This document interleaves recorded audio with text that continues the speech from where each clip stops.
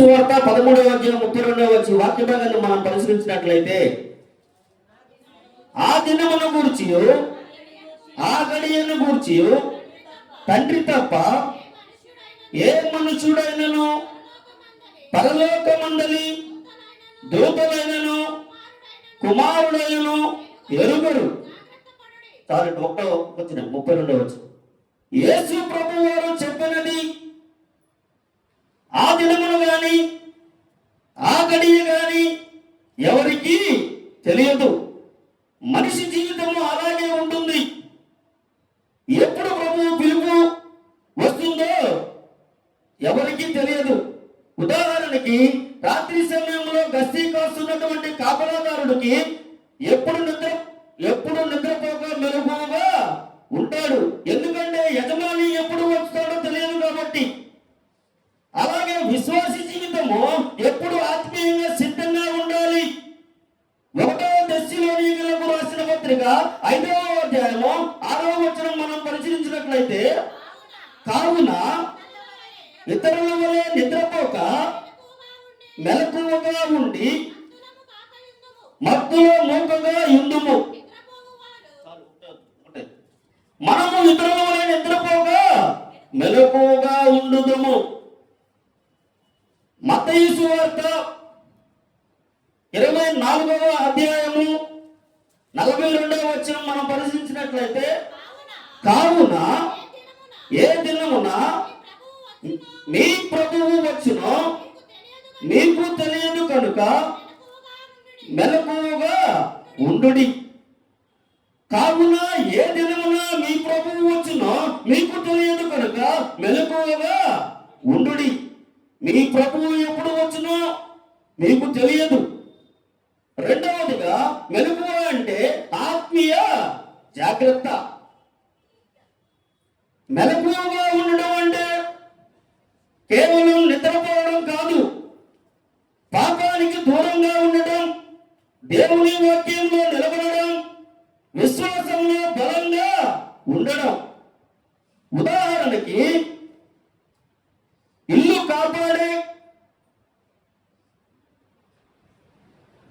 కాపాడే గుమస్తా అంటే పరిచారకుడు జాగ్రత్తగా ఉంటే దొంగల లోపలికి రారు. అలాగే మన హృదయాన్ని జాగ్రత్తగా కాపాడితే పాపం మన జీవితాన్ని దెబ్బతీయదు. 1వ పేతురు 5వ అధ్యాయము 8వ వచనం మనం పరిశీలించినట్లయితే, నిబ్బరమైన బుద్ధి గలవారై మెలకువగా ఉండుడి. మీ విరోధి అయిన అపవాది గర్జించు సింహము వలె ఎవరిని మింగుదునా అని వెతుకుతూ తిరుగుచున్నాడు. నిబ్బరమైన బుద్ధి గలవారై మెలకువగా ఉండుడి. మీ విరోధి అయిన అపవాది గర్జించు సింహం వలె ఎవరిని మింగుదునా అని వెతుకుతూ తిరుగుచున్నాడు. జాగ్రత్తగా మెలకువగా ఉండుడి. సామెతల గ్రంథము 4వ అధ్యాయము 23వ వచనం మనం పరిశీలించినట్లయితే, నీ హృదయములో నుండి జీవధారలు బయలుదేరును. కాబట్టి అన్నిటికంటే ముఖ్యముగా నీ హృదయమును భద్రముగా కాపాడుకొనుము. నీ హృదయములో నుండి జీవధారలు బయలుదేరును. కాబట్టి అన్నిటికంటే ముఖ్యముగా నీ హృదయమును భద్రముగా కాపాడుకొనుము. నీ హృదయమును జాగ్రత్తగా కాపాడుకోమని యేసు ప్రభువు వారు సెలవిస్తున్నారు. మూడవదిగా మెలకువతో కూడిన ప్రార్థనా శక్తి. యేసు ప్రభువు చాలాసార్లు చెప్పినది మెలకువగా ఉండి ప్రార్థించండి. ప్రార్థన మనకు ఆత్మీయ బలం ఇస్తుంది. బైబిల్ ఉదాహరణ గెత్సెమనే తోటలో యేసు శిష్యులకు చెప్పాడు. మత్తయి సువార్త 26వ అధ్యాయము 41వ వచనం మనం పరిశీలించినట్లయితే, మీరు శోధనలో ప్రవేశకుండునట్లు మెలకువగా ఉండి ప్రార్థన చేయుడి.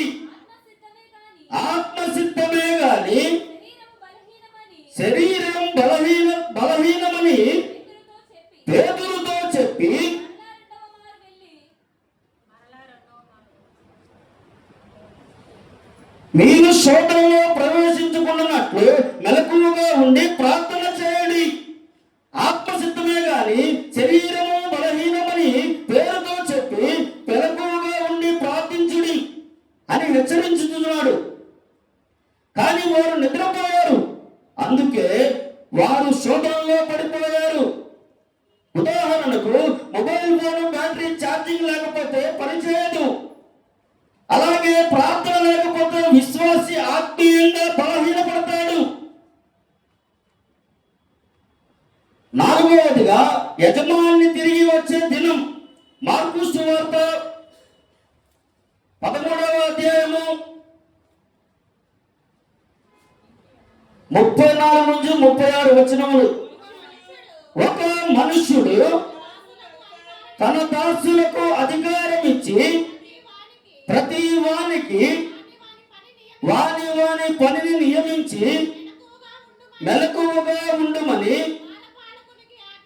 ద్వారపాలకునికి ఆజ్ఞాపించి ఇల్లు విడిచి దేశాంతరము పోయినట్టే ఆ కాలము ఉండును. ఇంటి యజమానుడు ప్రొద్దుగూకి వచ్చును, అర్ధరాత్రి వచ్చును, కోడి కూయినప్పుడు వచ్చును, తెల్లవారినప్పుడు వచ్చును, ఎప్పుడు వచ్చునో మీకు తెలియదు. ఆయన అకస్మాత్తుగా వచ్చి మీరు నిద్రపోవచ్చునుడా చూచనేమో, కనుక మీరు మెలకువగా ఉండుడి. యజమాని తన సేవకులకు పనులు ఇచ్చి వెళ్ళి తిరిగి వస్తాడు. ఎవరు మెలకువగా ఉంటారో వారే ఆశీర్వదించబడతారు. బైబిల్లో ఉదాహరణలు, నోవాహు దేవుని మాట విని సిద్ధమయ్యాడు. ఆదికాండము 6వ అధ్యాయము 22వ వచనం మనం పరిశీలించినట్లయితే, నోవాహు అట్లు చేసెను, దేవుడు అతనికి ఆజ్ఞాపించిన ప్రకారము యావత్తు చేసెను. జ్ఞానము గల కన్యలు సిద్ధంగా ఉన్నారు. మత్తయి సువార్త 25వ అధ్యాయము 1వ వచనం నుంచి 13 వచనములు ఇలాగ వ్రాయబడి ఉన్నవి. పరలోక రాజ్యము తమ దివిటీలు పట్టుకొని పెండ్లి కుమారుని ఎదుర్కొనుటకు బయలుదేరిన 10 మంది కన్యకలను పోలి ఉన్నది. వీరిలో 5 బుద్ధి లేనివారు, 5 బుద్ధి గలవారు. బుద్ధి లేనివారు తమ దివిటీలు పట్టుకొని తమతో కూడా నూనె తీసుకొని పోలేదు. బుద్ధి గలవారు తమ దివిటీలతో కూడా సిద్ధలలో నూనె తీసుకొని పోయిరి. పెండ్లి కుమారుడు ఆలస్యము చేయగా వారు అందరూ కునికి నిద్రించుచుండిరి. అర్ధరాత్రి వేళ ఇదిగో పెండ్లి కుమారుడు, అతనిని ఎదుర్కొన రండి అను కేక వినబడెను. అప్పుడు ఆ కన్యకలందరూ లేచి తమ దివిటీలను చక్కబరిచిరి. కాని బుద్ధి లేని ఆ కన్యకలు మా దివిటీలు ఆరిపోవచ్చున్నవి కనుక మీ నూనెలో కొంచెము మాకియ్యుడు అని బుద్ధి గల వారిని అడిగారు. అందుకు బుద్ధి గల కన్యకలు మాకును మీకును ఇది చాలదేమో, మీరు అమ్మవారి యొద్దకు పోయి కొనుక్కొనుడని చెప్పిరి. వారు కొనబోచుండగా పెండ్లి కుమారుడు వచ్చెను. అప్పుడు సిద్ధపడి ఉన్నవారు అతనితో కూడా పెండ్లి విందు లోపలికి పోయిరి. అంతటా తలుపు వేయబడిను.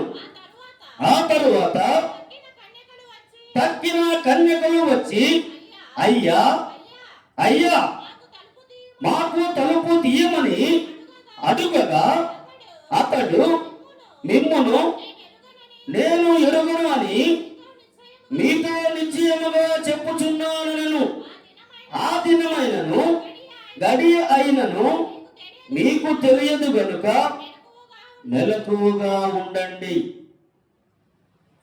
యేసు చివరగా చెప్పినది మార్కు సువార్త 13వ అధ్యాయము 37వ వచనం. మార్కు సువార్త 13వ అధ్యాయము 37వ వచనం. నేను మీతో చెప్పుచున్నది అందరితోనూ చెప్పుచున్నాను, మెలకువగా ఉండమనెను. మార్కు సువార్త 11వ అధ్యాయము 35లో మనం పరిశీలించినట్లయితే జాముల రాత్రి గడుల వివరణ. మార్కు సువార్త 13వ అధ్యాయం 35వ వచనం. ఇంటి యజమానుడు ప్రొద్దుగూకి వచ్చును, అర్ధరాత్రి వచ్చును, కోడి కూలినప్పుడు వచ్చును, తెల్లవారునప్పుడు వచ్చును, ఎప్పుడు వచ్చును మీకు తెలియదు. యేసు ప్రభువు ఇలా చెప్పాడు. ఇంటి యజమాని సాయంకాలమున, అర్ధరాత్రి యందున, కోడి కూలి వేళ యందున, ఉదయమున ఎప్పుడు వచ్చునో మీకు తెలియదు. కాబట్టి మెలకువగా ఉండండి అని సెలవిస్తున్నారు ఇక్కడ. ఆ కాలంలో యూదులు మరియు రోమీయుల ప్రకారము రాత్రికి 4 జాములుగా విభజించారు. మొదటి జాము సాయంకాల జాము. సమయం సుమారు సాయంత్రం 6 గంటల నుండి రాత్రి 9 గంటల వరకు. ఇది రోజు పనులు ముగిసే సమయం. ఆత్మీయంగా చూస్తే జీవితంలో ప్రారంభ దశలోనే దేవుణ్ణి జ్ఞాపకం ఉంచుకోవాలి. కీర్తనలు 63వ అధ్యాయము 6వ వచనం మనం పరిశీలించినట్లయితే రాత్రి వేళలో దేవుని జ్ఞాపకం చేసుకున్నట ఈ వాక్య భాగాన్ని మనం పరిశీలించినట్లయితే కాగా నా జీవిత కాలమంతయు నేను ఎలాగున నిన్ను స్తుతించెదను, నీ నామమును బట్టి నా చేతులెత్తెదను. 2వ జాము అర్ధరాత్రి జాము. సమయం రాత్రి 9 గంటల నుండి 12 గంటల వరకు. ఈ సమయంలో ఎక్కువగా నిద్రపోతూ ఉంటాం. కానీ కాపలాదారుడు జాగ్రత్తగా ఉండాలి. బైబిల్ ఉదాహరణకి అపోస్తుల కార్యములు 16వ అధ్యాయము 25వ అధ్యాయము అర్ధరాత్రి సమయంలో పౌలు శీలలు ప్రార్థించారు. ఈ వాక్య భాగాన్ని మనం పరిశీలించినట్లయితే అయితే మధ్యరాత్రి వేళ పౌలును శీలయు దేవునికి ప్రార్థించుచు కీర్తనలు పాడుచుండిరి, ఖైదీలు వినుచుండిరి. ఆత్మీయ భావం. కష్టకాలంలో కూడా ప్రార్థన ఆపకూడదు. 3వ జాము కోడి కూలి వేళ. సమయం రాత్రి 12 గంటల నుండి ఉదయం 3 గంటల వరకు. ఈ సమయం చాలా నిశ్శబ్దమైన కాలం. సమయం రాత్రి 12 గంటల నుంచి ఉదయం 3 గంటల వరకు. ఈ సమయం చాలా నిశ్శబ్దం గల సమయం. బైబిల్ ఉదాహరణకు మత్తయి సువార్త 26వ అధ్యాయము 34వ వచనం. కోడి కూయక మునిపే పేతురు ఈ భాగాన్ని పరిశీలించినట్లయితే యేసు అతనిని చూసి ఈ రాత్రి కోడి కూయక మునిపే నీవు నన్ను ఎరుగోనని 3 సార్లు చెప్పెదవని నీతో నిశ్చయముగా చెప్పుచున్నాను నేను. 4వ జాము ఉదయము జాము. సమయం ఉదయం 3 గంటల నుండి 6 గంటల వరకు. ఈ సమయంలో వెలుగు మొదలవుతుంది. మత్తయి సువార్త 14వ అధ్యాయము సమయంలో యేసు నీటి మీద నడుచుకుంటూ శిష్యుల దగ్గరకు వచ్చాడు. ఈ వాక్య భాగాన్ని మనం పరిశీలించినట్లయితే రాత్రి 4వ జామున ఆయన సముద్రము మీద నడుచుచు వారి వద్దకు వచ్చెను. ఆత్మీయ భావం. చీకటి తర్వాత దేవుని సమయం వస్తుంది. ఆత్మీయ బోధ. ఈ 4 జాములు మన జీవితాన్ని కూడా సూచిస్తాయి. ఈ 4 జాములు మన జీవితాన్ని కూడా సూచిస్తాయి. బాల్యం ప్రారంభం, యవ్వనం, మధ్య జీవితం, వృద్ధాప్యం ముగింపు. మన జీవితంలో అవసరమైనవి. విశ్వాసంలో మెలకువ అవసరం, పవిత్రతలో మెలకువ అవసరం, ప్రార్థనలో మెలకువగా ఉంటే ప్రభువు వచ్చినప్పుడు మనము సంతోషముగా ఆయనను ఎదుర్కొంటాము. కనుక మనం చేయవలసిన చిన్న ఆలోచనలు. నేను ఆత్మీయంగా మెలకువగా ఉన్నానా? నా ప్రార్థనా జీవితం ఎలా ఉంది? ప్రభువు వచ్చితే నేను సిద్ధంగా ఉన్నానా అనే ఆలోచనలు మన హృదయంలోనికి వచ్చినప్పుడు మనం కూడా మెలకువ కలిగి బుద్ధి కలిగిన కన్యకుల వలె దేవుని ఎదుర్కొనుటకు సిద్ధపాటు కలిగిన వారుగా ఉందము. అట్టి కృప పరిశుద్ధాత్మ దేవుడు మనకు అనుగ్రహించును గాక. దేవుడు ఈ చిన్న వాక్యాన్ని దీవించును గాక. చాలా మంచిది ప్రియులారా. మరి సిద్ధపడి ఉండాలి అని మంచి వర్తమానం అందించిన మోగిరి కోటి గారికి ప్రత్యేకమైన వందనాలు తెలియజేస్తూ ఉన్నాం. సిద్ధ మనస్సు కలిగి ఉండాలి.